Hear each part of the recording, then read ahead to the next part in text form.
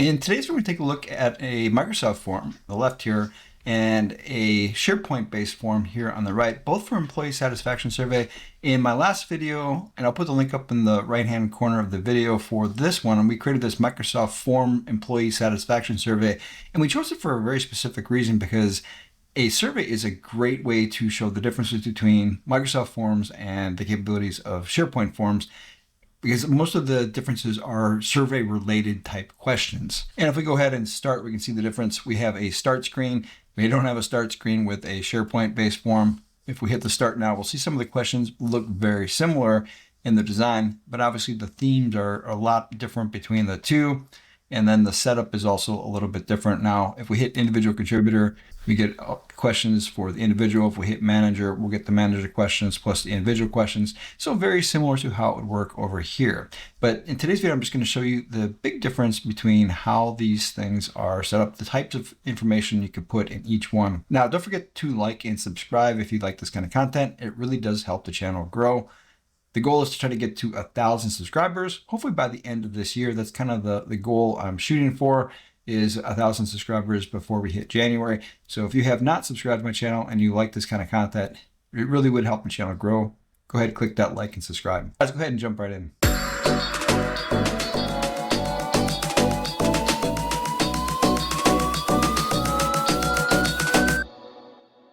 So first thing when we're looking at Microsoft Forms versus using SharePoint, let's just take a look at the interface. Now this is the Microsoft Forms on the left here. This is a SharePoint portal, and we can see that this is a communication portal. This is how I've identified it, just to make it easier, add this communication at the end here. So this is a communication. It really doesn't matter between this or say like a modern design, but this one is a team portal. Now, you can associate a form with a team, or you can just create a standard form and not link it with a team. In this case, in the previous video where we showed how to create this employee satisfaction survey here, we started off by creating it as a standalone form, and then I associated it as part of a team here. So it doesn't really matter where you build it. It's still Microsoft Forms, so they're going to have all the same capabilities. So just kind of a quick orientation on what we're looking at. Now on the right here, we can see that I've got a couple of questions here. I put some of the questions from our employee satisfaction survey, not all of them. For this demonstration, we don't necessarily need to build an entire survey, just kind of show you the differences between the two. And I was very specific on why I chose an employee satisfaction survey as the example for Microsoft Forms, because when you're talking about surveys, that's the biggest difference between using a Microsoft form and using a SharePoint portal. So what do I mean by that? Let's go ahead and open both of these up here, and I'll kind of show you what I'm talking about. So let's go ahead and open up our employee satisfaction form. And then we can kind of scroll down here and we'll go down to where we can add another question. And then on the right here, let's go ahead and click on forms. And I have not created a form on here. So let's go ahead and create new form. Now you could also just from the beginning, just create a form, not a SharePoint list. I took the time to put a couple of basic questions in here just so that I wouldn't have to do that as part of this video. But the process is very easy to do that. And you've seen enough of my content at this point where you've seen me build different things on SharePoint. So I wasn't convinced that you would need me to do that as part of this video here. Again, if you'd like me to show you how to build a form in SharePoint from beginning to end, let me know in the comments and I can go ahead and create that. But what we're going to see here is I've got all the questions that I've loaded in here. I can unselect this. Now, in the case of a survey, you wouldn't need a title, so I'll just unselect this. And then we've got our questions here. Now, the vast majority of these questions are choice questions. So if we go ahead and select, say here, we'll see that we have our choice. And when you're viewing this, it's going to look like radio buttons. All I have to do is come over here and hit the settings. And then we can go here and say whether we want this to be a radio button option or a drop-down menu. So you can set that up in the settings here. And if we come over here, we've got these Likert questions. There is no equivalent to a Likert over here. We don't have that option. I'm going to show you just in a second here when we hit the add new field. And then also this net promoter score. There is not that option as part of a SharePoint form. And if we hit add new field here, we'll see this. These are all the options you've got. So in a form on this side, you can do single line text, you can do choice, you can do numbers, you can do date, but not necessarily time. And then you can do long blocks of text. So you can do a lot of the same kinds of things. You can't do a location. You can't do a lookup. Attachments are a little bit different between them, but you can actually do attachments in both. So just be aware of that. And then also you can't really do image but you can do, again, like the attachments. And if we come down here, let's go ahead and hit add new question. These are your options, and you're going to see that you don't have a section option over here. You don't have the Net Promoter Score. You have the upload the file option. You don't have a Likert, and you don't have a ranking. Now, interestingly, over here, if we click out of here, there is actually another option. So if we hit add column here, you'll see at the very bottom we have this average rating. But for right now, it doesn't work. If I go ahead and click this and hit create, we're going to get an error code here. Sorry, we could not add the average rating. But an average rating is kind of like what you would do over here with the rating option. So it looks like they're trying to incorporate some more things from over here into over here. But if we click add column here, you're going to see it's all the exact same options that you had when you were looking at the form version, except for the average rating. So let's go ahead and go back to the form option here. And you can see that it automatically created it after I did that. And now we've got this that we can kind of use as a baseline. So again, I unselected the title, so it's not here anymore. But we can essentially add pretty much all the same kinds of fields over here, with the exception of, like I said, the rating, which looks like they're in the process of putting that over here, the Likert, Net Promoter Score. And then what's really helpful here is sections. So you could kind of do the same things a little bit differently over here if you could just add a section. But again, we've got our choice, we have our text, you have date, but don't have time. And then the rest of this is very different between what you have in SharePoint List. So again, that's why I chose the survey. For most forms, let's say you're just trying to get some information, you're doing some sort of request form, that kind of thing. The Microsoft form is really great, as is the SharePoint. Both work very, very well for that. But when you're trying to do a survey, there's no beating what you got over here in comparison to a SharePoint-based form. Now, this is not to say that you could not make this a lot more capable using Power Apps and doing a custom form using Power Apps. Again, I'm not going to talk about much of that. We are actually going to demonstrate that on this channel. That'll be a future video explaining exactly how you could achieve that. But even then, some things are a lot harder, even with the Canvas app. For example, the ranking option, much, much more difficult inside of a Power App over how we got it set up here in the form. But just about everything else you can do very easily as part of a Canvas app form to modify the SharePoint list. Now let's go ahead and take a look at this form and see what it looks like. So you can see that we've got our radial dials, very similar to these over here. If we look at this question as a great example, you're never going to see anything that looks like this. So we've got lots of radial dial options in here. And then we've got a text. Now let's go ahead and close this. And we're going to go ahead and change this one. So we'll say column settings, edit. And instead of doing radial buttons, we'll do a drop down. Let's go ahead and save. And then let's go to our form here and take a look at this again. So again, we've got everything filled out in here. And then we've got a drop down option. So that's one of the options you have here. Again, you can color code or remove the color coding depending on what you're looking for. But there isn't a way to do this. So if you wanted a Likert option, there isn't a way to do this out of the box without doing some sort of a Canvas app option. But you can get very, very close. But for every other type of form, some sort of a request, some sort of a data collection form, not necessarily a survey, you can do a lot with a SharePoint list. A lot of the same things that you can do over here.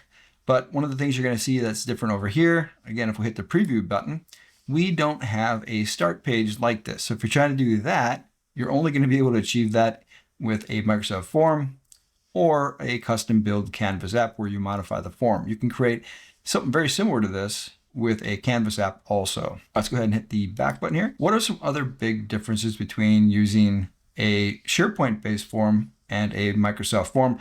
Obviously, the biggest one is templates. So they have a ton of great templates where you can pick a template here and it will give you a basic build of that template. So you can do a career development satisfaction survey. Again, most of these are going to be set up on your survey side of things. If we wanted to take a registration option, we've got all of these different options to choose from. If we want to do some sort of research project where we're just asking questions, again, great use case for both. Pretty much everything except for a survey works really great for either of these options. But you'll notice the biggest difference is every single one of these templates comes with a different kind of a background. And you can really kind of configure these very easily. And I'm not going to change this, but again, we can go to the request, or you can do the evaluation. A lot of really good options built into Microsoft Forms. Again, this is where it started, so it makes sense that Microsoft Forms would give you more options. My suspicion is that they're trying to get the SharePoint-based forms to kind of be something similar to what you could do with a form over here, but it isn't quite there again. Again, the good example of that is that average. Now, if we go ahead and back out of here, we can take a look at our theme option over here. And that's pretty much our theme option. So not a lot of options for this. Now you could create your own style. Again, very limited options in comparison to what you can do over here. Now, what about sending the form? So if we come over here, we can copy the link. And we've got the link for this. That's pretty much the only option you've got over here. Now over here, if we go to collect responses, you've got a lot of different options, to include shortening the URL. So you get this much shorter URL than what you're ever going to get over here. You could also use a QR code, or you could use an embed option.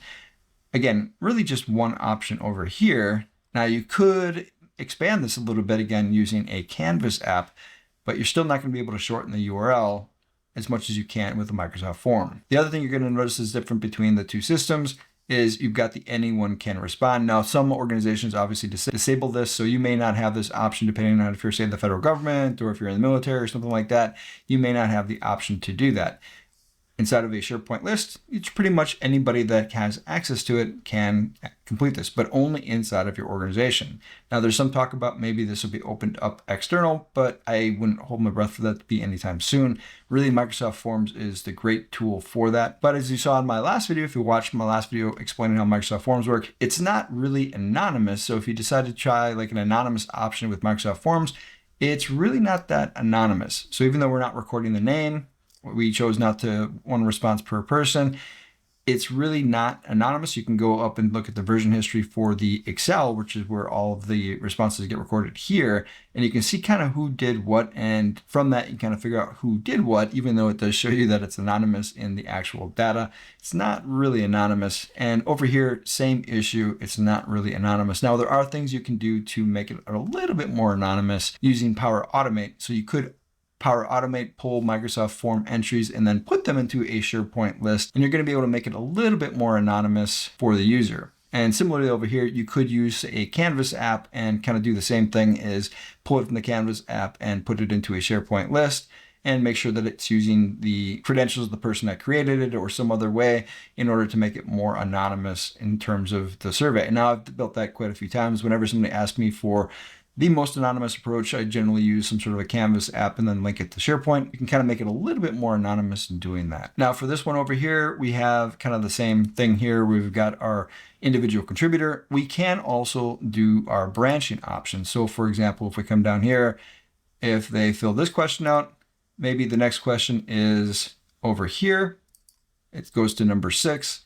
And then for this one, it will be the very next question. And let's go ahead and preview this. And then we'll see that we have this branching logic here. So I can go ahead and select the individual contributor, and then I'm taken to the end of the survey. And if I select a manager, I'm taken through the entire process. So again, you've got a lot of the same capabilities that you had when you were setting up over here. So again, if we come preview this, we have the same kind of branching logic here, where if we click on individual contributor, we have to hit the next button in this case, but then you will get all the different options for everybody versus just getting the manager question and then going to everything. So you've got a lot of the same capabilities in terms of your branching logic on here as well. Now that's pretty much it for this video. I just wanted to do a quick comparison between how to set these up, and so you can see the difference. Now this is a very similar survey to what we set up here. So if you watch the full survey for how we set this up, the difference is going to be these questions here. So these are Likert survey questions, and I'd probably want to reword these if I was using a SharePoint form, because over here we have kind of our over-encompassing question, and then you've got the sub questions here. You don't have the option for this. So it makes this survey seem much longer, at least in terms of numbers, because you're going from 6 to 7. And on this side, each one of those could potentially be a question number if you wanted to add numbers to these questions. So this would be 7, 8, 9 instead of just question number 6. So just kind of be aware of that. Also is that you're not going to have the same capability in terms of setting this up as a Likert, which means you have to kind of lengthen your questions, but you could achieve a very similar result using this over here. The one thing you really just can't do on the Microsoft form, if we scroll up here, is this Net Promoter Score. Now you can also sort of emulate this inside of a Canvas app. Also, you could create something like a gallery and do it that way. So there is ways to kind of figure this out on a Canvas form. But for the most part, you can do most of what you can do with Microsoft Forms over here. It's just not going to have the same kind of look unless you go into a Canvas app design. Now, let me know in the comments if there's anything specifically on one of these different options between Microsoft Forms and your SharePoint form that you would have liked me to have covered. Again, just a kind of a quick overview of what the differences are, how you would set them up and use them. If you find this kind of content helpful, don't forget that like and subscribe button. It really does help the channel grow. Until next time.